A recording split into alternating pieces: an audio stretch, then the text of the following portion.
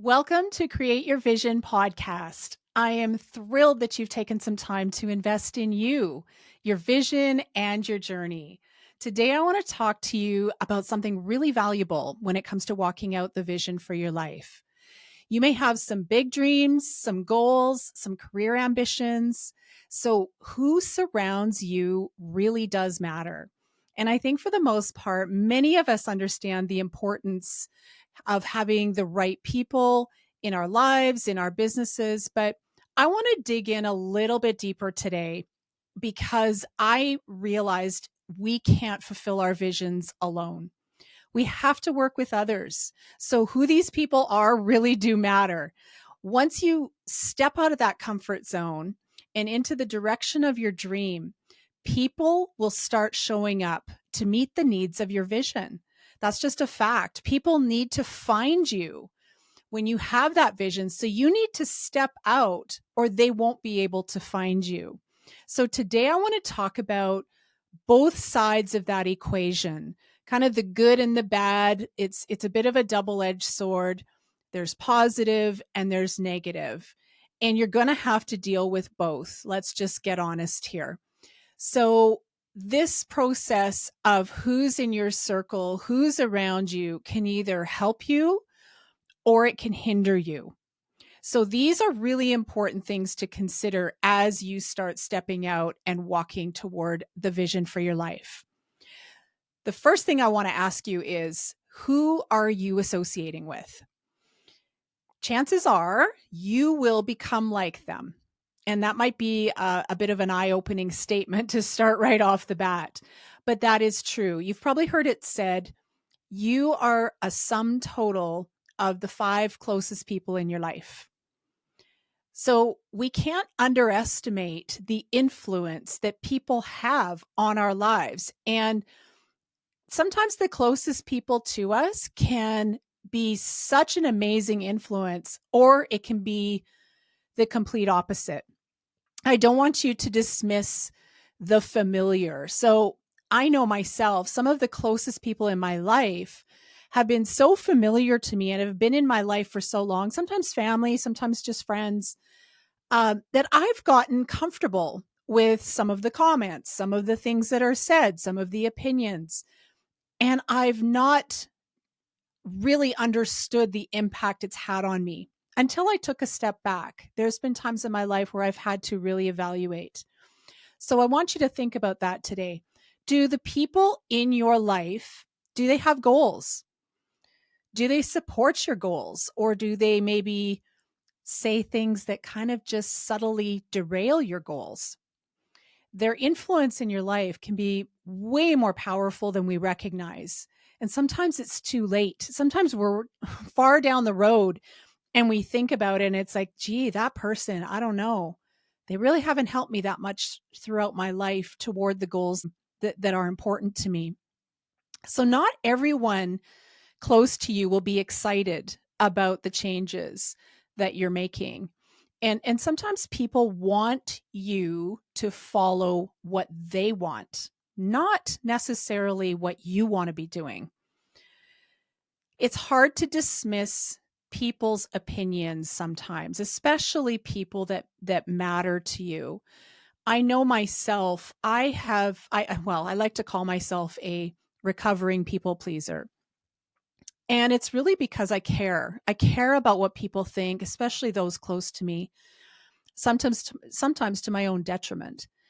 And I've had to learn to be very, very careful about what I allow to influence my vision because it can either work for me or against me. And that matters to me. I've come to a place in my life where these things really matter. I have one life. I need to do what I need to do. These things are that important. I need to distinguish what's going to help me forward and what isn't. So, whether you realize it or not, you are creating an environment, or if you want to call it maybe like an incubator for your vision to grow and to develop. So, if you visualize an incubator, you want to be protective of that and careful about what you're allowing in. So this is a great opportunity to take some inventory, be intentional, and be protective of that environment. Think about who is in your inner circle. Who do you spend time with? Who do you confide in? And who do you give that precious time to? And maybe ask yourself, what are the consequences of this person's influence in my life? I think that, if you're taking notes, please write that down. That's a really important question on a number of levels. I've heard it said too, show me your friends and I'll show you your future. So, another question I have for you is, what direction are you moving in? I know sometimes I like to talk about going against the grain, and that's important when we're talking about things like business and innovation and thinking differently, all things that I'm really passionate about. But that's not what I'm talking about here. In terms of influence, choosing friends and mentors going in the same direction is crucial. And I'll tell you why. Because if they're moving in the same direction and they have not necessarily similar goals, but they have important goals and they're trying to achieve them, it means that you probably share a very similar mindset. And it's probably a growth mindset. And that's really critical because you want to make sure you're hooking up with people that maybe if you're having a rotten day, they can come alongside and encourage you and maybe not just say, yeah, you know what? See, I told you so. That just isn't going to work out. Instead of, hey, you know what? Brush it off. It's just been a bad day. We all have them. Get up tomorrow. Tomorrow's a new day. Things will look better and continue on down the path. It's a very different response. I like to reference this proverb because I feel like there's so much wisdom in it. He who walks in the wise grows wise, but a companion of fools will be destroyed. So what does that mean in just plain speech? Basically, if you want to be successful, don't hang around people that aren't going anywhere. So check how you feel when certain people are around. That's a good tell as well. I know when some people come in the room with me, I'm kind of on guard. I'm kind of I my spidey senses come in full force, and I'm just not as comfortable. And maybe ask yourself, do you feel like you're settling for second best when you're around some people with some of the choices that are being made? Maybe you have some friends that were fun in, back in school and hanging around, but now that you're trying to do some different things with your life, maybe those choices don't feel as good anymore because you're moving in a different direction. And do you feel pressured? Choices sometimes need adjusting to reach those goals. Sometimes it's interesting about taking steps towards your vision and saying it out loud. Um, you know what that does sometimes? It wakes up the naysayers. And that's another big point I want to get across. People will not tend to bother you if you're doing the same thing year after year. If you're doing the same things, you're not challenging yourself, you're just kind of going along in life and everything's ticking along. People tend to just not say much. I have said things out loud, big goals, big dreams. Sometimes I think naively just spouting things off. And boy, does that get a response? And not always a good one. I'm going to say there's been a lot of negative response to things that I've said over the years because it's almost like, well, who do you think you are? And who gives you the right to chase after that? Like, you're not talented enough for those things. And it's discouraging to hear those things. But we have to understand when we have big dreams, there's going to be some people that just don't like it. And a big part of the reasoning is that they don't want to get left behind. I learned about something called crab syndrome a few years ago, and it fascinated me. Some of you may know about it, some of you may just be hearing about it for the first time. Basically, you throw a bunch of crabs into a pot, and inherently, one of those crabs is going to want to start crawling up the side of the pot. And he's trying to get out of that pot, and he's trying to reach the top of the pot. And the crabs below are watching him do this, and they inherently grab the crab and pull him back down into the group. And this happens time and time again. The crab will start to get out of the pot or try to get out of the pot, and the other crabs pull him back down with the rest of them. Crab syndrome.